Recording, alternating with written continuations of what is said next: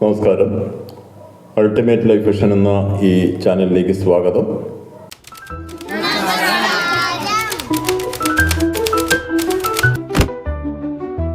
The White Fang by Jack London.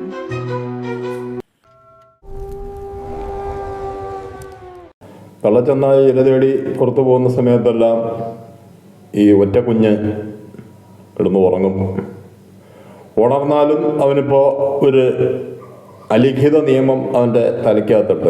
അതായത് ആ ഗുഹയുടെ എൻട്രൻസ്, അവൻ എൻട്രൻസ് എന്നല്ല മനസ്സിലായിരിക്കുന്നത്, ഒരു പ്രത്യേകതരം ചുമര്, ആ ഭാഗത്തേക്ക് പോകരുത് എന്നുള്ള ഒരു വിചാരം അവനുണ്ട്. പ്രധാന കാരണം അങ്ങോട്ട് നടക്കുമ്പോഴെല്ലാം അമ്മയുടെ കയ്യിൽ നിന്ന് നല്ല തട്ട് കിട്ടിയിട്ടുണ്ട്. പക്ഷേ വളരുംതോറും അങ്ങോട്ട് പോകാനുള്ള ഒരു ടെൻഡൻസി കൂടി വരികയാണ്.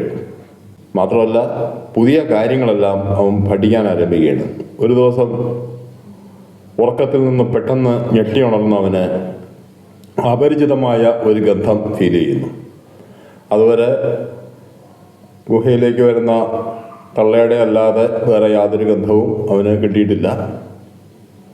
ഇതാ പുതിയൊരു ഗന്ധം. അത് വാസ്തവത്തിൽ ഊൾവറിൻ എന്ന് പറയുന്ന ഒരു ഇരപിടിയാൻ ജീവിയാണ്. അത് ആ ഗുഹയുടെ വാതിൽക്ക് വന്ന് മണം പിടിച്ച് നോക്കുകയാണ്. അകത്ത് ചെന്നായാണെന്ന് അതിന് മനസ്സിലായി. പക്ഷെ എത്ര എണ്ണം ഉണ്ട് എന്ന് പിടിയില്ല. ഒറ്റയ്ക്ക് ഒരു ചെന്നായൊക്കെ നേരിടാൻ ഒരു ഉൾവറിൻ മതി. പ്രത്യേകിച്ച് ഈ ഒരു കുഞ്ഞിനെയൊക്കെ അത് സുഖമായി പിടിച്ചോണ്ടു. പക്ഷെ എണ്ണം നിശ്ചയമില്ലാത്തതുകൊണ്ട് അവൻ ഗുഹയിലേക്ക് കയറിയില്ല. അല്പസമയം അവിടെയൊക്കെ മണം പിടിച്ച് നിന്ന് അവനങ്ങ് പോയി. ഇതേ സമയത്ത് അതുവരെ അനുഭവിക്കാത്ത ഒരു ഫീലിംഗാണ് ഈ ഒറ്റക്കുഞ്ഞിന് ഉണ്ടാവുന്നത്. അവൻ്റെ ശരീരത്തിലെ രോമമെല്ലാം എഴുന്നു നിൽക്കാൻ തുടങ്ങി. അവനറിയാതെ ഒരു മുരളൽ, ദേഷ്യത്തോടു കൂടിയുള്ളൊരു മുരളൽ അവൻ്റെ തൊണ്ടയിൽ നിന്ന് പുറത്തേക്ക് വരുന്നു.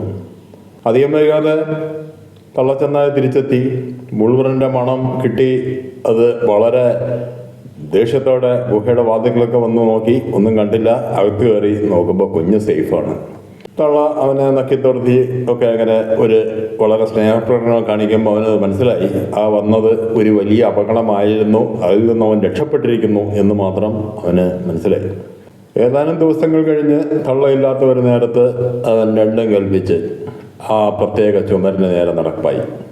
ഗുഹയുടെ പുറത്തെത്തി. അപ്പോൾ അതുവരെ ആ ഗുഹയ്ക്കകമല്ലാതെ ഒരു ലോകവും കണ്ടിട്ടില്ല.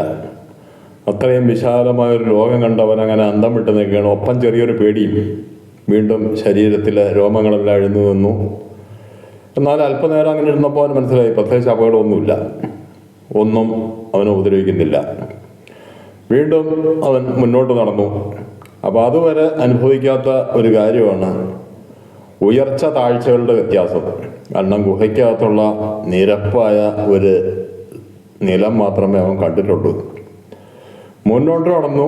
അവിടെ കുത്തനുള്ള ഒരു താഴ്ചയായിരുന്നു. മൂക്കും കുത്തി താഴത്തേക്ക് വീണു. അപ്പോൾ അവന് അപകടം മനസ്സിലായി. കരയാൻ തുടങ്ങി. കരഞ്ഞുകൊണ്ട് കാര്യമൊന്നുമില്ല. കരയുന്നതിൻ്റെ ഇടയിൽ ഒരു വീഴ്ച കഴിഞ്ഞു. അവിടുന്ന് പിന്നെ അങ്ങോട്ടൊരു സ്ലോപ്പായിട്ടുള്ള ഇറക്കമാണ്. ഉരുണ്ട് കുറച്ച് ദൂരം മുന്നോട്ട് പോയി. ഇടയിലൊക്കെ ഓരോ കല്ലിലൊക്കെ തട്ടുന്നുണ്ട്. ഓരോ തട്ടലിനും ഓരോ കരച്ചില്. അവസാനം ഒരു താഴ്ന്ന ഭാഗത്ത് അവൻ എന്തായാലും സേഫായി ലാൻഡ് ചെയ്തു. അതോടെ കരച്ചിലൊക്കെ നിർത്തി അവൻ എണീറ്റ് ചുറ്റും നോക്കി. അങ്ങനെ ഒരു പുതിയ ബോധം വരികയാണ്, പൊക്കവും താഴ്ചയും. അവിടുന്ന് മെല്ലെ മുന്നോട്ട് നടന്നു. അല്പം ദൂരം പോകുന്നതിനിടയിൽ തന്നെ മനസ്സിലായി ഈ ചുമ്മാ നടക്കുമ്പോഴും പല അപകടങ്ങളും ഉണ്ട്. പലപ്പോഴും കല്ല്, ചെറിയ കുറ്റിച്ചെടികൾ, ഇതിലൊക്കെ മൂക്ക് ചെന്ന് തട്ടുക. കാരണം മൂക്കാണുള്ളവരുടെ ഏറ്റവും മുന്നിൽ നിൽക്കുക. ചെന്ന് തട്ടും, നല്ല വേദനയുണ്ടാവും. അല്പദൂരം അങ്ങനെ നടന്നപ്പോൾ അവന് അത്തരം ചില കാര്യങ്ങളൊക്കെ ഇങ്ങനെ മനസ്സിലായിക്കൊണ്ടിരിക്കുകയാണ്. പെട്ടെന്ന് ഒരു മരത്തിൻ്റെ തടിയുടെ അപ്പുറത്തുനിന്ന് ഒരു അണ്ണാൻ അവനെ കണ്ടു. അവനും അണ്ണാനെ കണ്ടു. രണ്ടുപേരും പേടിച്ചു.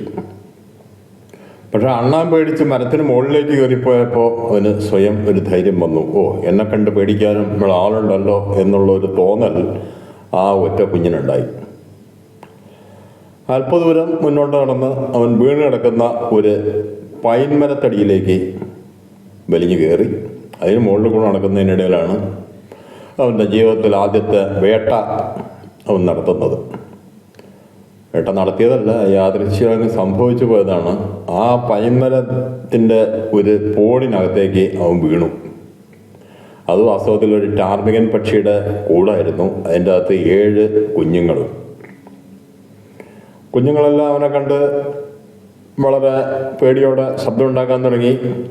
അവനും ആദ്യം ഒന്ന് പേടിച്ചെങ്കിലും പിന്നെ മനസ്സിലായി, ഇത് വളരെ ചെറുതാണ്, പേടിക്കേണ്ട കാര്യമില്ല. അവനൊരെണ്ണത്തിനെ മെല്ലെ കടിച്ചു വായിലെടുത്തപ്പോൾ അത് ശക്തമായിട്ട് ചെറുകടിക്കാൻ തുടങ്ങി. പെട്ടെന്ന് അവൻ വായ അങ്ങടച്ചു.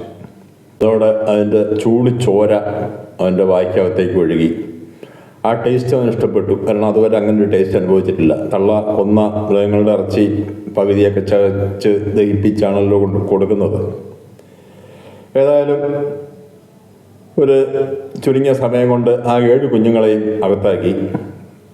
ചെന്നായ്ക്കളുടെയൊക്കെ സ്റ്റൈലിൽ അങ്ങനെ മാവ് കൊണ്ട് പല്ലും ചുണ്ടുമൊക്കെ ഒന്ന് തുടച്ച് വൃത്തിയാക്കി പുറത്തേക്ക് വരുമ്പോഴാണ് അടുത്ത അപകടം. ശക്തമായ ഒരടി. അത് വാസ്തവത്തിൽ ആ തള്ള ടാർമികൻ പക്ഷിയായിരുന്നു. അത് ചെറുകൊണ്ട് അടിച്ചതാണ്. അടി കൊണ്ടു, പതിപോലെ കരച്ചിൽ തുടങ്ങി. പക്ഷേ തള്ള ഭയങ്കര ദേഷ്യത്തിലാണ്. പിന്നെ അടിച്ചുകൊണ്ടിരിക്കുന്നു. കുറച്ചു നേരം അടി കൊണ്ടപ്പോൾ അവൻ പെട്ടെന്ന് ഒരു ചിറകിൽ കടിച്ചു പിടിച്ചു. എന്നാലും മറ്റേ ചിറകുകൊണ്ട് കുറേ നേരം അടി കൊണ്ടു. അത് കഴിഞ്ഞ് തള്ള അവനെ കൊത്താൻ തുടങ്ങി. മൂക്കിൽ ശക്തമായ കുറച്ച് കൊത്തുകൾ, അല്ലെങ്കിൽ മൂക്കിൽ നല്ല വേദനയുണ്ട്, ഓരോ ഭാഗത്തൊക്കെ തട്ടിയിട്ടും വീണിട്ടുമൊക്കെ.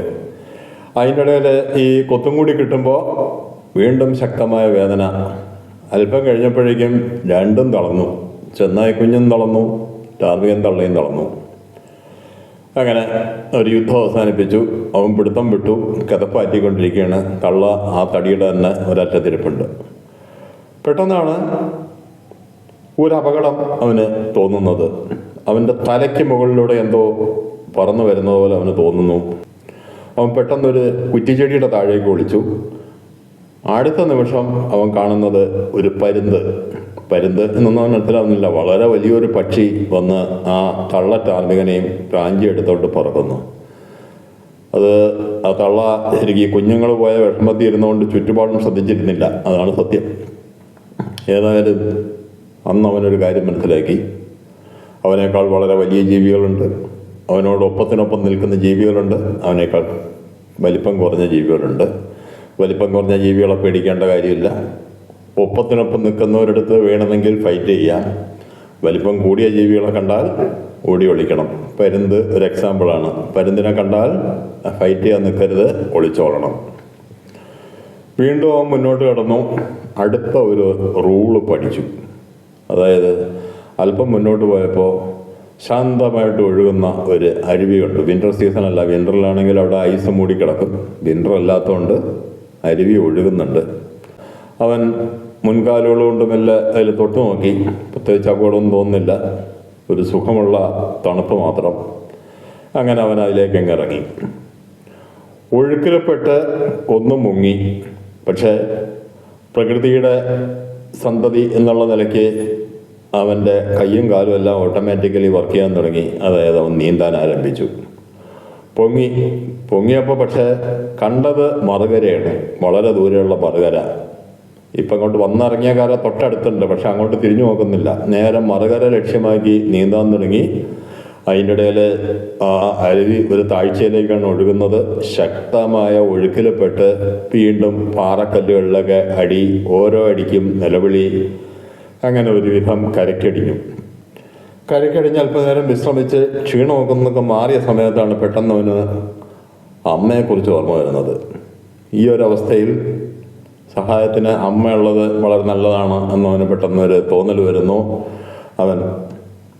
അവൻ്റെ ഗുഹയുടെ ഭാഗത്തേക്ക് നടക്കാൻ തുടങ്ങി.